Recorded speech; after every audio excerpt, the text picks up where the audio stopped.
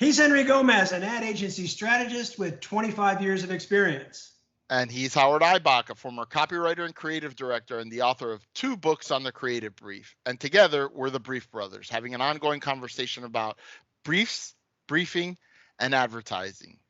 Howard, we're back. It's another episode of the Brief Brothers. I think we're coming up on our 1-year anniversary very quickly, if not already.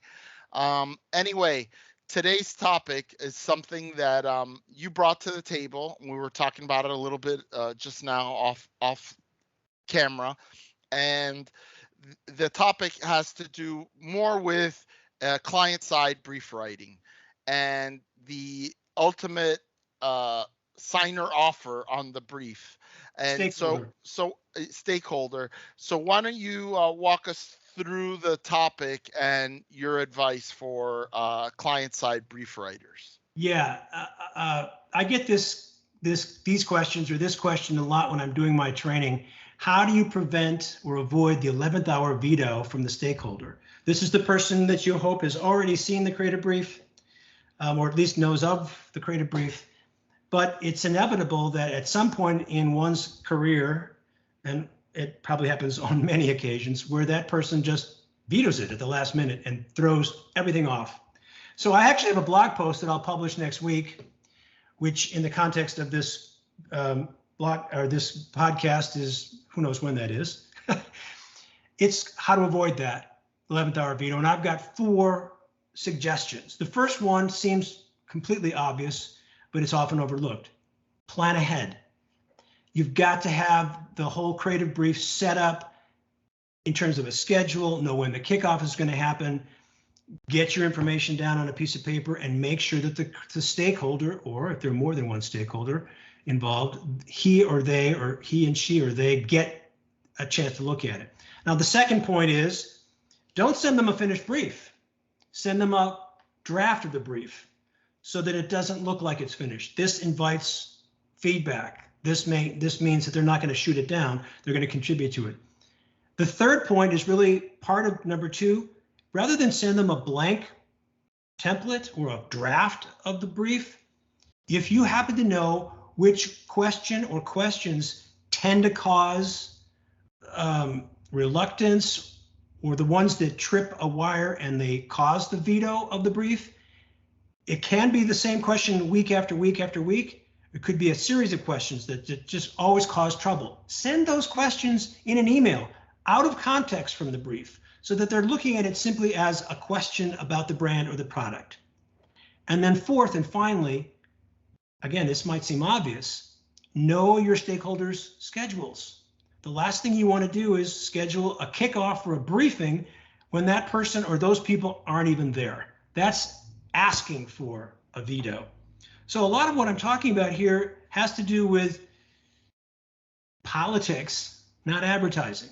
Knowing who your stakeholders are, how to manage them, or him or her, and how to get the best answers from them in advance.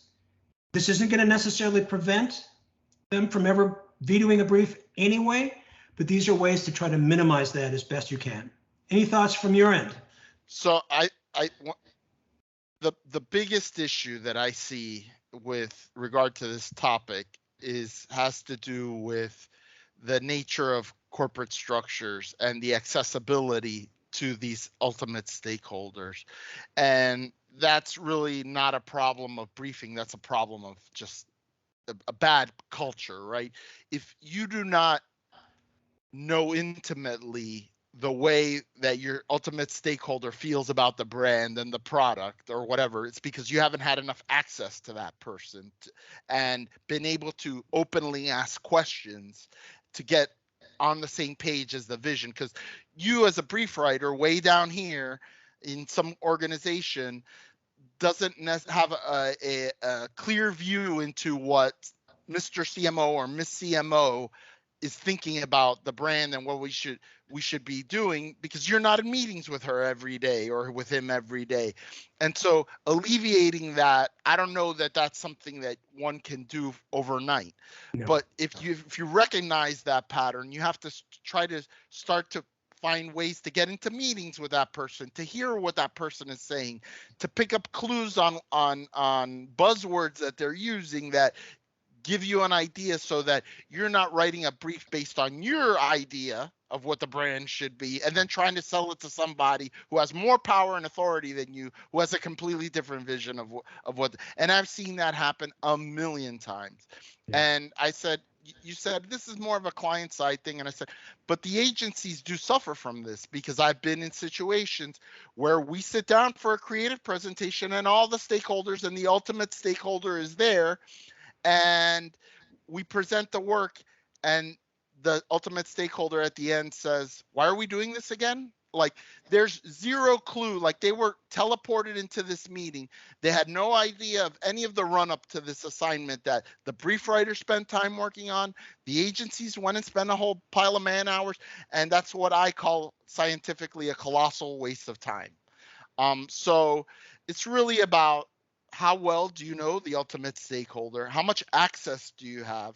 And if you don't have access, yet you're the one responsible for writing the brief for what is going to be put out there into the world about this brand, that's just not a good place to be. No, I agree 100%. And, I was thinking back to our first episode almost a year ago. You're right. We are coming up on our anniversary here pretty soon. Episode 53, which would be our first episode of the second year. I don't know what episode this is. But by calendar year, I think we started in January. So yeah, January, middle of January. So we're coming up on the first year. But we talked about, we asked each other, what are some of the qualities that make a good brief writer? And I remember that what I said was, you got to be a good listener. And that really is part and parcel of what you're talking about. If you can get into the room with the person who is the ultimate stakeholder and listen to what he or she has to say about the brand. You're talking about the buzzwords that person uses, the phrases, the thinking. Pay attention to that kind of stuff. That is really important. Here's the top tip that I'm sure that 98% of people in agencies, brief writers, whoever, they don't follow, but it's a good tip. If you work for a brand that's a publicly held corporation, listen to their quarterly investor calls. That's where you hear the CEO, the CFO, sometimes the CMO, all talking about their broad, grand plans for the future, what they're thinking, and they're speaking to the world at large. This is them unfiltered saying what's great about the brand.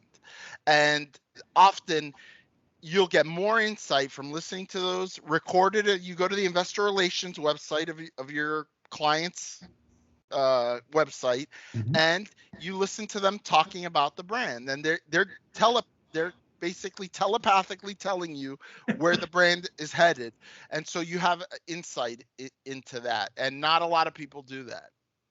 That's great advice. I've never done that myself. I think that's, now that I'm out of the business, it's kind of too late. Thanks, Henry.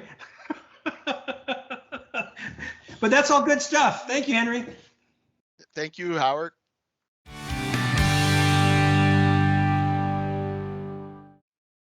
So we're back with another creative review today, and this is more print from Communication Art that you sent over to me. We did a couple of episodes actually talking about Heinz, and that was from Communication Arts. Here's another campaign. And we're going to put it up on the screen now and look at, there's, I think, 3 executions on this. But this is, if you look down in the bottom right corner, contrary to what you may have first thought when you landed your gaze upon these images, it is for Milkbone. And there is not a Milkbone to be seen anywhere in any of these executions. And there's a very tiny headline there that says, "You choose what they chew." So, Howard, what do you think when you see this? Well, as a cat owner, well, look, I'm had the same little befuddlement that I think lots of us had when we looked at this for the first time. It's like, what? This is an IKEA ad. What am I looking at here? And then I saw the Milkbone logo and the very clever sibilant wordplay, "You choose what they chew," and immediately brought to mind what happened on Christmas Day in my house, actually my sister's house. They had not one, not two, but 4 presents for the biggest dog in the house, each of which he grabbed and started shaking violently and couldn't decide which of the 4 he wanted to chew on first. So I don't know if they even exist at this point now, 5 days after Christmas, 6 days after Christmas. They may be gone, they may be disintegrated. And that's what when I thought about this ad campaign, I thought, okay, I get it. I'm not a dog owner, but I get it.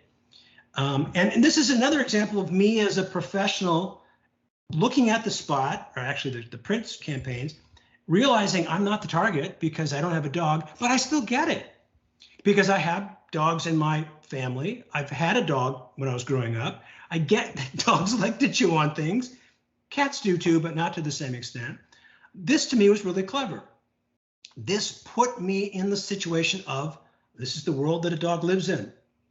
You know, especially if the family has kids or just stuff in the house. So I think they might have had to work pretty hard to sell the client because the client is saying, where's the product? Where's the product? Where's the product? The product people do that, right? We have to talk the product people out of being so literal. This is drawing the circle, but not completing it and letting the audience figure it out. And we figured it out. Unlike the Heinz campaign where they didn't complete the circle nearly enough, this I think really worked. What do you think? Well, I immediately opened it up, and before my eye went to the logo, I thought as you did. I said, "This is IKEA work. Like, it looks very much like the type of thing you would see not in IKEA advertising per se, but more IKEA's like their little catalogs or their that are on their website. Like this is the visual format. The thing that initially made me think, oh, this is an IKEA, was the sheer number of price tags on, like, because normally in an IKEA there'll be 3 or 4 things that they show a room and they'll show the detail. I mean, here it's like overwhelming the amount of stuff that's on there. And so it's an interesting, we talk a lot about distinctive assets and brand codes, right? And so here Milk-Bone isn't using their distinctive assets other than their logo, which we see in the bottom right. They're using IKEA's distinctive assets to give you a misdirect. Now, whether a lot of people are just going to glance over this thinking it's IKEA and that it's not for them, I have no way of knowing. It could be a case like the Heinz case where it's should we do a test? Should we do a test on LinkedIn again? Maybe. I mean, it does say Milk-Bone there, so anybody who's. But the question is, in real life, will people linger long enough to really take in what it is and get the joke? But it's certainly, it's interesting. The question that I have is, and I work for a cat treat brand as one of my clients. And so Milk-Bone is dog treats. It's not dog food. Right. And so the question is, was there some sort of insight here in the brief about treating versus destructive behavior? It doesn't specifically say what kind of Milk-Bone. It doesn't say like rawhide treats or like, because a Milk-Bone, you give a regular Milk-Bone, it lasts like 10 seconds and then the dog will go back to gnawing on your couch.